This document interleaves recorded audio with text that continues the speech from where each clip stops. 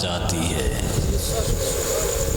حالانکہ وہ کلمہ پڑھ چکا تھا، اسلام میں داخل ہو چکا تھا۔ ایک دن صحابہ کی انجمن میں یہی حبشی غلام گریو زاری کر رہا تھا، رو رہا تھا۔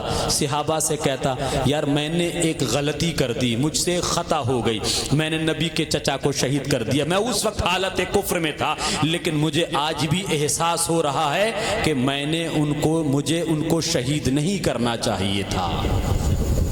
وہ تنہائی میں بیٹھ کر کے روتا تھا، گریو زاری کرتا تھا کہ کب آمنہ کے لال کی نظر کرم مجھ پہ پڑے گی، لیکن اس نے من ہی من میں ایک ٹارگٹ بنایا کہ میں کچھ کام ایسا کر کے جاؤں گا کہ ایک دن میں اپنے آقا کو ضرور خوش کر لوں گا انشاءاللہ۔ تو میں جس کی بات کر رہا تھا مسیلمۃ الکذاب، جس نے اپنے نبی ہونے کا اعلان کیا، جس نے اپنے نبی ہونے کا دعویٰ کیا، اس نے ایک مرتبہ ایک خط لکھا اور خط میں یہ لکھا اے محمد ابن عبداللہ، جب تک آپ زندہ ہیں آپ نبی ہیں عرب کے، اور آپ کے وصال کے بعد میں نبی رہوں گا۔ یہ خط لکھ کر کے اس نے بھیجا، کہا اگر یہ بات نہ مانو تو ایسا کرو آدھے عرب کے نبی تم بن جاؤ اور آدھے عرب کا نبی میں بن جاؤں۔ دو خط میں انہوں نے دو تحریریں لکھی، جس کو ہم معاہدہ کہتے ہیں، جس کو ہم عہد و پیمان کہتے ہیں۔